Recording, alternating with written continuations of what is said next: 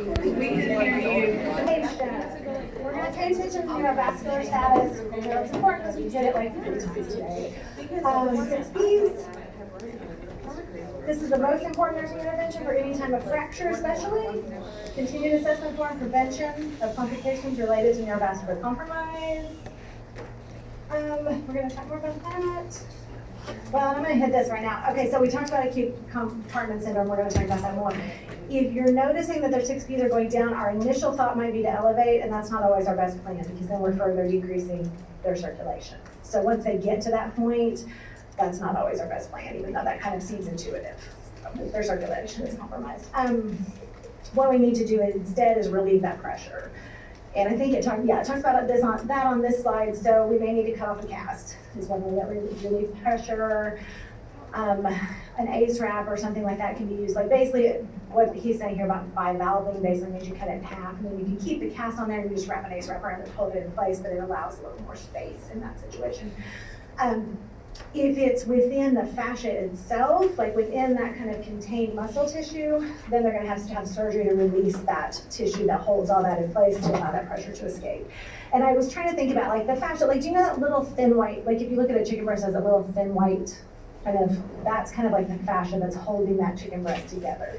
So if you imagine that if that chicken breast was trying to swell, but it still has that intact fascia around it, it has a limited amount of space to swell. So as the tissue swells, circulation can't get through it anymore.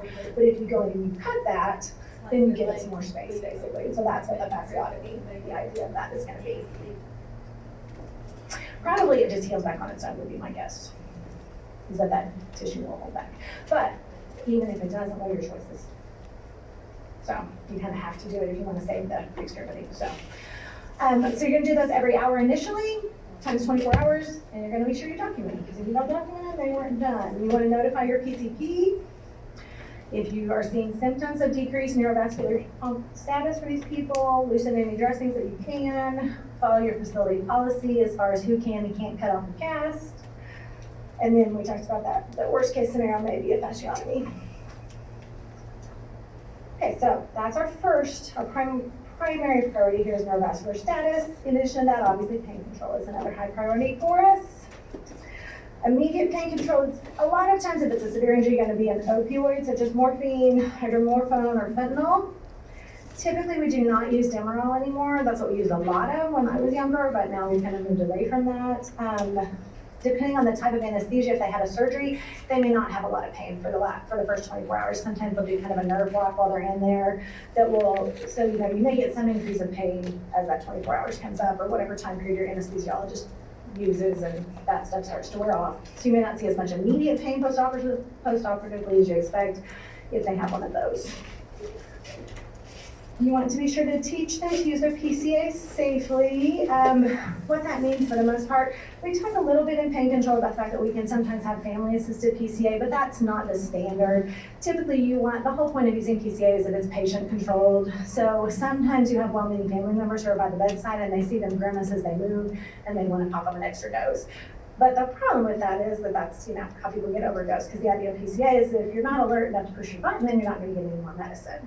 But if you have help with family members sometimes, so be sure you teach that it's intended for the patient. Unless you have some other protocol going on, it's intended for the patient to be the one pushing the button on those. NSAIDs are going to help decrease pain and inflammation. They can also slow bone healing. And you want to be sure to time dressing changes, physical therapy, things like that with your pain medication. I know like in pharmacological physical therapists will say, hey, I'm going to do this at such and such time, so make sure you do this, give them pain medicine at this time. Or, what time can they have another pain pill, and then I'll come dress them wound an hour after that, or something like that. So they're doing those most painful things at the peak of their pain medicine instead of when it's wearing off or before it's active. Be mindful of respiratory depression and constipation associated with any kind of narcotic pain relief. RICE therapy is especially important in the initial stage. ICE should be discontinued after the initial 24 hours, but they can keep elevating that. Now that, keeping in mind, elevation assumes that the neurovascular status is okay.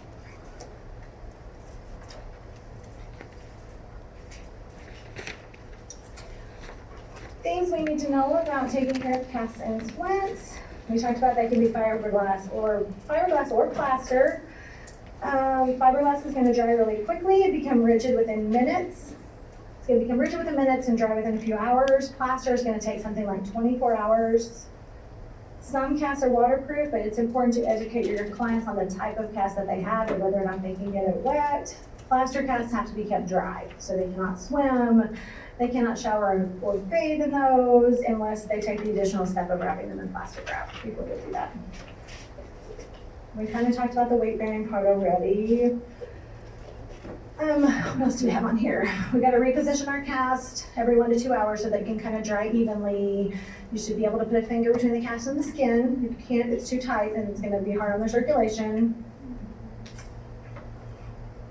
And that's kind of all we covered that. So the last thing, you need to make sure that when they get ready to have that cast cut off, that they're educated that that's not going to hurt their skin. Because the idea of taking a saw to that injured area is going to be a scary thought for them. So kind of educate them what's going to happen. They may feel warmth kind of from the friction that's been happening, but it's not actually going to damage their skin. You also want to prepare them for what it's going to look like underneath that cast. So how many of you had a cast taken off? What did it look like? It was skin. The skin was scaly. What did your what? Atrophy. So you get a lot of muscle atrophy because you're not using those muscles. So, kind of prepare them for the fact that it's gonna, that arm's gonna look a little sick when we take it out at first. And you want them to soak that skin to get the dead skin off. You don't want them to go home and start scrubbing that skin off because they may cause an injury to themselves. What about, I don't know if that's on here or not. I think it might be on infection, but what do we want to tell them to itch with if they have a scratch or have an itch inside that cast? Yeah, not a pencil. The answer is not anything. There's not a thing that we want them to stick down in that dark, wet, moist environment against their skin. So, yeah. So they should be instructed that they cannot be doing that.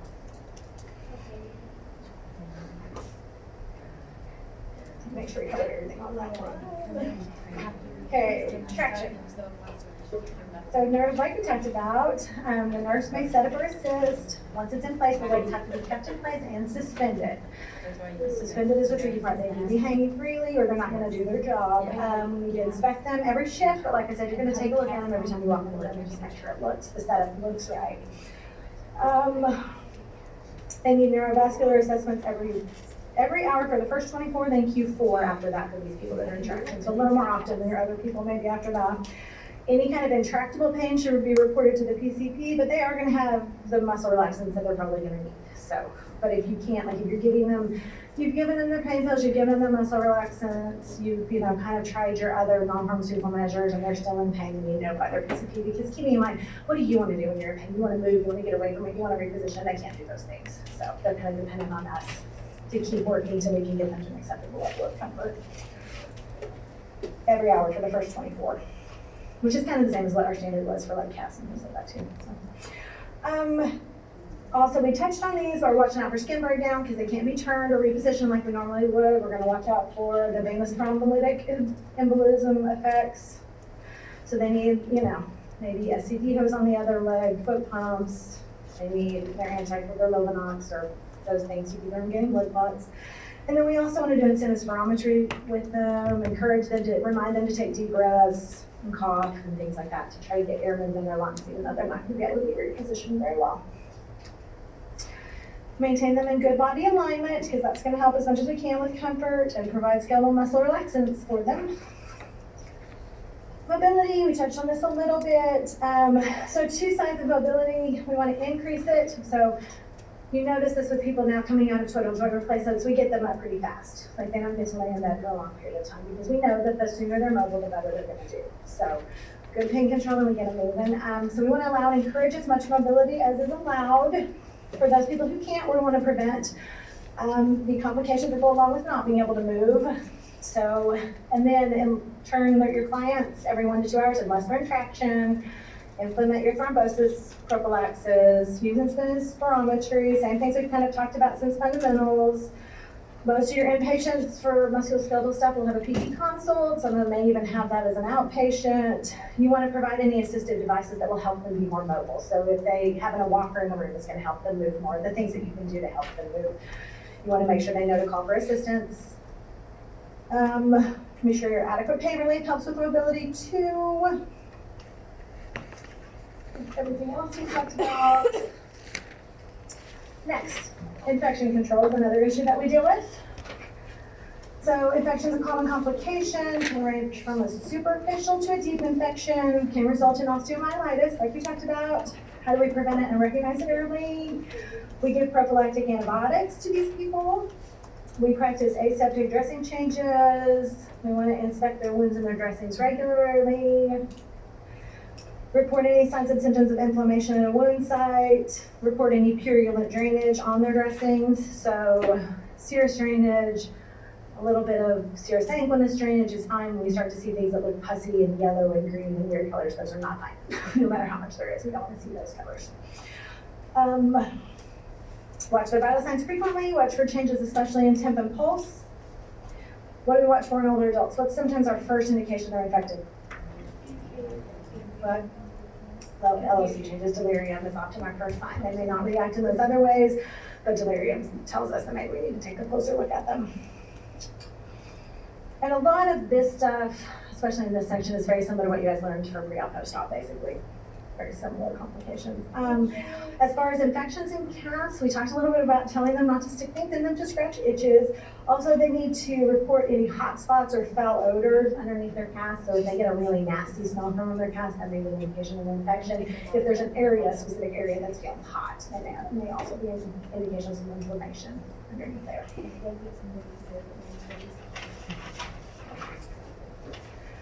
Oh, I guess there's one more thing at another page on that. When you have the external fixation, you have those pins, kind of what we talked about bandages. A little bit of serous drainage is expected for the first 48 to 72 hours. So think about that. You've had those pins placed, so that little bit of just drainage of the tissues is normal. So as long as it's serous sanguineous, I'm not super worried about it. If it starts to look yucky, then we definitely need to do something about it. But you want to look at those pins every shift and take really good care of those pins because that can be a source of infection. If the client is going home with some kind of wound, you want to be sure you're teaching them proper dressing changes and also teaching them what signs and symptoms would make them call their primary care provider. So what do they need to be watching for? Typically the same things that would make us call their primary care provider. Nutrition. We want diets that are high in protein, minerals, especially calcium, vitamin D, and vitamin C. We want to teach our clients what foods are going to give them those nutrients that they need to make healthy bones and heal. Assist our clients to maintain a healthy BMI because that gives less strain musculoskeletally the closer they are to a healthy weight. Clients who are too thin are at extra risk for osteoporosis. Clients who are too heavy are putting way too much strain on the joints and at a high risk for injuries. We want our clients to get at least 5 minutes of sunshine daily. Why? Yeah, because it helps provide vitamin D. Helps them produce their own vitamin D. We want to encourage them to stop smoking and stop drinking because those things are hard on their bones and are going to inhibit their healing or further weakness. Then we're to complications. Did you guys have a question?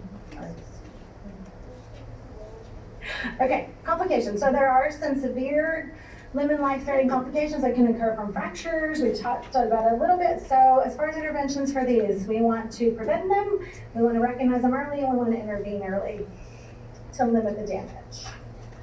So one is hemorrhage. This is going to look a lot like the same things that hemorrhage looks like from any kind of surgery. In this case, it can be due to bleeding from a highly vascular bone or nearby vascular injuries around the trauma. Assessment's going to look very similar to what we talked about before. Changes in LOC, changes in vital signs. Skin is clammy, skin color is lighter, or they're thirsty, they have less urine. They're lightheaded, their cap refill is slow. So everything that always looks like when we have too little volume in there. So we're going to maintain airways, provide O2 and IV fluids, try to find what's leaving, and let our PCP know.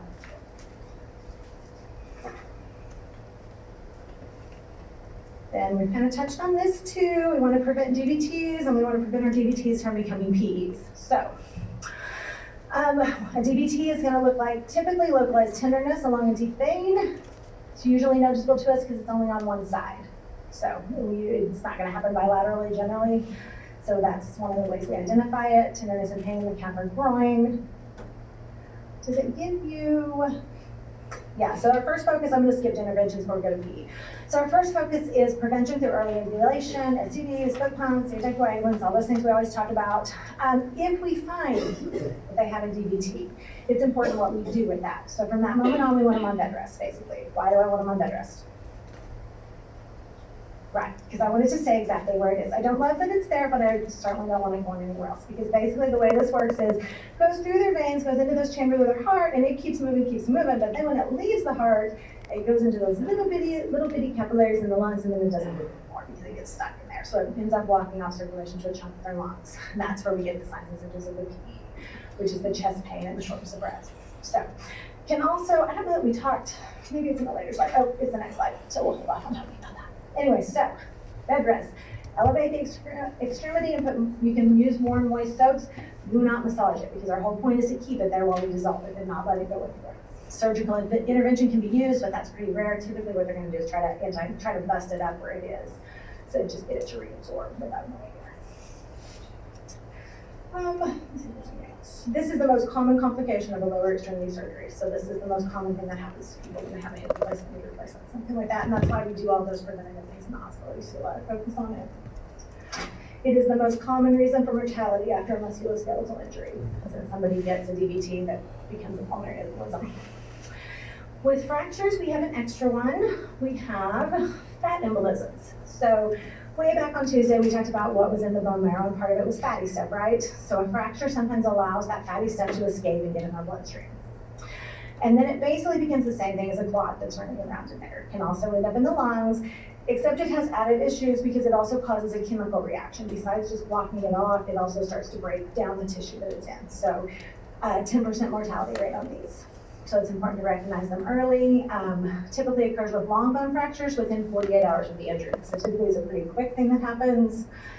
You're gonna see similar signs and symptoms to a PE, decreased LOC, O2 sats, dyspnea, tachypnea, chest pain, crackles, things like that. You will eventually see petechiae on the upper body, but it's a late sign. So if you need to find it before you get to that sign, but it's important that you know that's what that is, because it helps us differentiate the fat ones from the not fat ones. How do we treat it? O2, bed rest, hydration, possibly steroid therapy, and immobilization of the fracture. These can result from surgeries as well as traumatic injuries. And then I think this might be our last complication, is acute compartment syndrome. So we kind of touched on bits of this as we went through, but basically a compartment is an area in the body in which the muscles, blood vessels, and nerves are contained within that fascia. Basically what happens is the swelling causes increased pressure within that compartment and consequently decreased circulation to the area and the distal areas beyond that.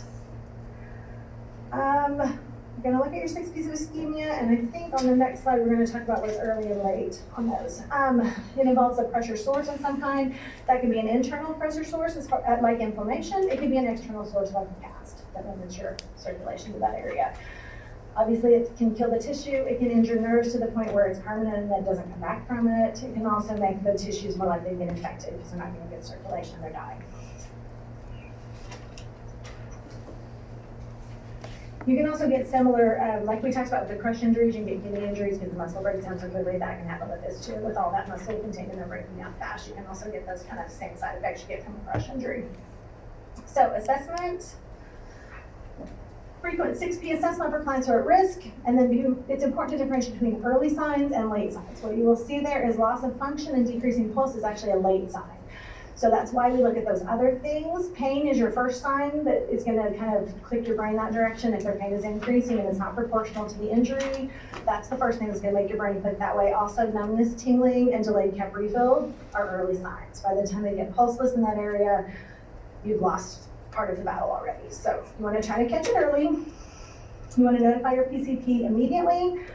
Take off any pressure that you can. Remember, you may not be able to stop it externally because the problem may be internal, but you're gonna try anything that you can do externally to go ahead and remove the pressure. Includes removing a cast if that's something that your facility allows you as a nurse to do. You do not want to elevate or ice it because what's that gonna do? What's ice gonna do? It's what? Right, exactly. We put ice on things at the beginning to keep them from swelling, but at this point it's already swollen and all we're doing is decreasing the little bit of blood flow that we need at this point. So we don't want ice or elevate it, and then we talked about that it may need surgical treatment. Let's see if there's anything else on here we haven't touched.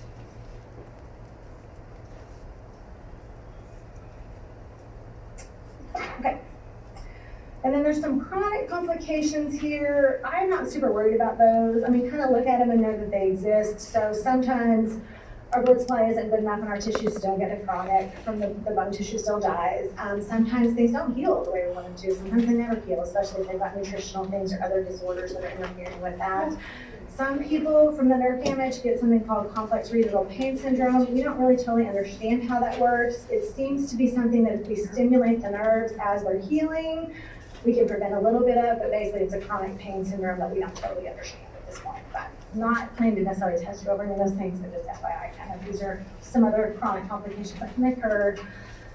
Evaluation, goal attainment, effectiveness of interventions, and I think there's one more slide that talks about cultural stuff, but we're not totally done because I've got questions for you. So I know it's not quite time, but I don't want you to think you're going to get to run away early yet. And you don't have to come to class for ages again, so like you stay every minute today. So this is just kind of some ideas about who might be more at risk for osteoporosis. Is that a new one? I didn't write new on it. I'm sorry. Okay, that's a new one, so take a picture if you want to. African Americans have a higher bone density, so they're going to be at less risk for osteoporosis. Chinese Americans have less bone density, so their risk is going to be increased. European Americans also have a lower bone density, so they commonly get osteoporosis. You've got some people who just are naturally shorter in stature, some people who are normally taller in stature. Just some kind of basic cultural musculoskeletal information there. Okay, I have to switch slides to get to our questions. So give me a second.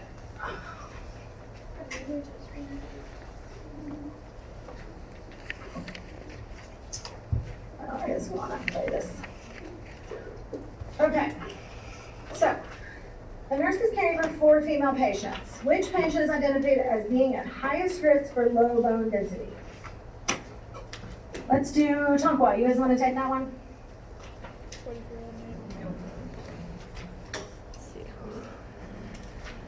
What'd you say? I think you're right. I just can't hear it. B. Yep, B is the correct answer. Caucasian women tend to have the least amount of bone density of any group, makes them more likely to have osteoporosis and fractures. Oops, that was the wrong direction. There we go. Did you say D or B? Let's do Enid. This can be your question. B. Your patient is diagnosed with osteoporosis. Which intervention by the nurse is appropriate? Teach her to cut down on her cigarette smoking. Recommend that she walk for 30 minutes 3 to 5 times a week. Suggest that she have a diet that's high in protein and calcium but low in vitamin D. Tell her to include high impact activities such as running in her exercise regimen. B, A and B, but B. Okay, A is tricky, so I'm gonna tell you, B is the right answer. A is tricky because you don't want to tell her just to cut down on her smoking. What do you want to tell her? Stop. Yeah, you want her to quit entirely. So walking is actually your best protection against osteoporosis because it keeps them from getting more injured but allows them to build up their bone mass. So walking is good. What else do I want to tell you about those answers? They should be increasing vitamin D along with their calcium. And you don't really want them doing high impact activities because it increases their risk for getting hurt, basically, while your bones are strengthening. Stillwater, the next one is yours. Which patient statement about self-care indicates a need for further teaching by the nurse and your client with osteoporosis? I'm going to swim at the Y. Low-fat yogurt is on my grocery list. My husband is getting rid of our throw rugs. I'm joining a bowling team that will help me exercise. D, Y. Yeah, it's a lot of, it's strenuous and it might cause us some vertebral compression fractures, right? So it's not our best way to start out for exercise program. Everything else is a pretty good idea. Yogurt's good in calcium. Swimming is a good activity for people with osteoporosis because it's low impact. And getting rid of the throw rugs is a good idea for all older adults, not just the ones with osteoporosis because they're tripping hazards. Tonqua, I'm back to you with number 1. So your provider orders calcium 1.5 grams orally twice a day, 1 in the morning, 500 at bedtime. The patient asks why she must drink extra fluids with this medicine. What is your best response?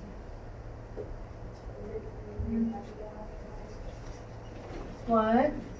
She said to prevent urinary calculi. Yep, that's it. Good job. Helps flush all that stuff out.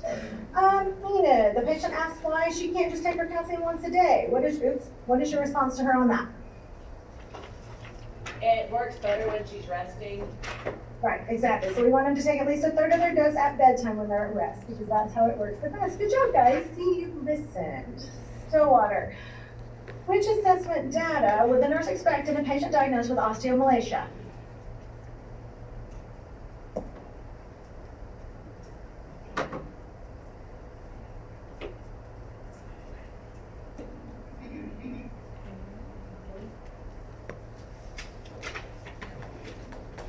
What is it? This is Malaysia. We switched from osteoporosis to osteomalacia. It's A. So decreased bone density mass would be osteoporosis. In this case, they're going to have the softening, which is lack of vitamin D. So yeah, this one's related to vitamin D. Okay, Takawa.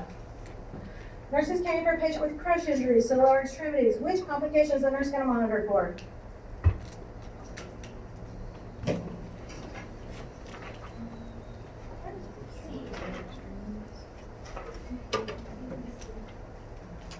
Say that again. Which one? C. C is it. You guys are not this quiet when I'm there. Are you just being better behaved because somebody else is there? Acute kidney injury is the one we're going to monitor for. So crush injuries cause us that sudden rush of all the breakdown of all that muscle all at once. And so that's hard on our kidneys to try to process all of that waste product at the same time. So especially that, anything else on that? We talked a little bit about rhabdo. It can also cause cardiac dysrhythmias. That's not an option on here. Bradycardia is, but like dysrhythmia is different because the potassium that's released too can cause them to be hypervolemic. They can obviously lose blood loss too, but your answer is the best answer. We wouldn't really worry about spinal nerve injuries because typically a crush injury is in what we're talking about is musculoskeletal. So they may have peripheral nerve damage in that area, but not usually spinal nerve damage. Let's see what's next. I think this one is more of like a case study like it goes along. So where am I? Enid, first one is yours. 40-year-old patient has a tight cast on the lower left leg. Which finding would prompt the nurse to assess further for early signs of compartment syndrome?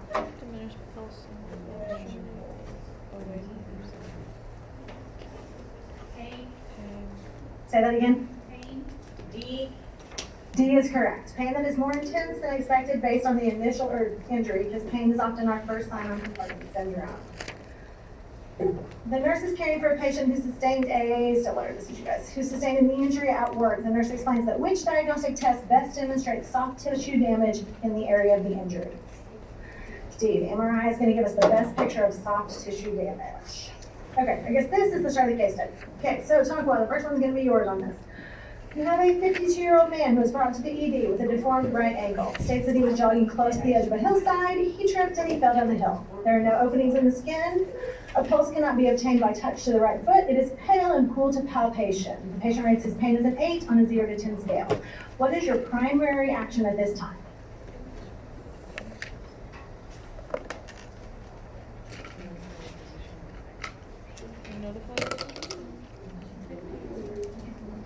For the compartment syndrome. We're saying C or D. Okay, I think that's fair. I'll go with you on that. C is the correct answer. First, you want to get a Doppler and find out if they're actually getting any blood flow there. Then your very next action would be to notify the physician after you kind of reassess the situation. So, good with that. Enid, to control the patient's pain, which order does the nurse anticipate will be given by the provider? A. A is correct. So you're going to use a narcotic for this initial pain control because this pain is an 8 out of a 10. Acetaminophen probably isn't really going to touch it. Ice packs aren't going to be enough, and we don't really use Demerol anymore for repair. Still water. An ankle x-ray confirms that the patient has an ankle fracture. A fiberglass cast is applied to immobilize the ankle and allow for healing. Which nursing interventions are appropriate after your cast is applied? Select all that apply. Which one do you want first? Do you want A or no? Yes. That's good. You want A. Do you want B? Yes. Do you want C? No. Do you want D? No, because it's fiberglass, so it dry fast, right? Do you want E? Yes, you do. So you want A, you want B, and you want E. If there's anyone else we need to talk about that. Okay. Next.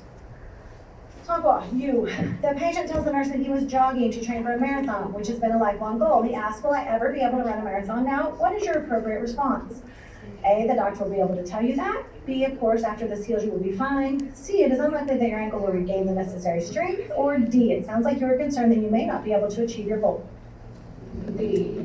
D is the correct answer. You want to acknowledge the patient's feelings and allow him to continue expressing his concerns about the situation.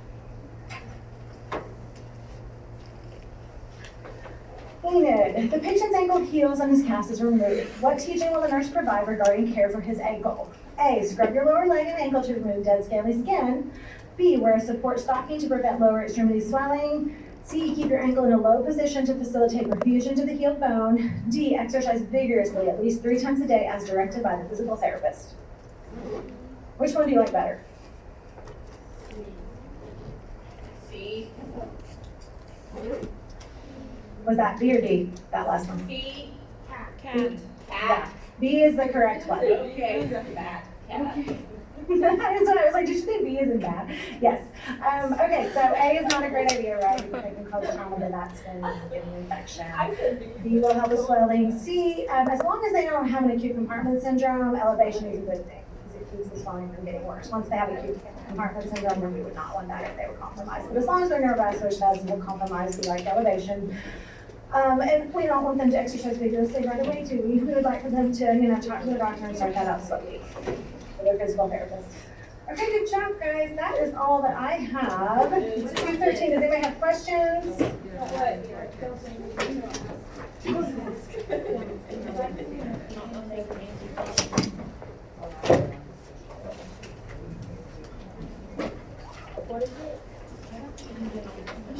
I know, it was already in there.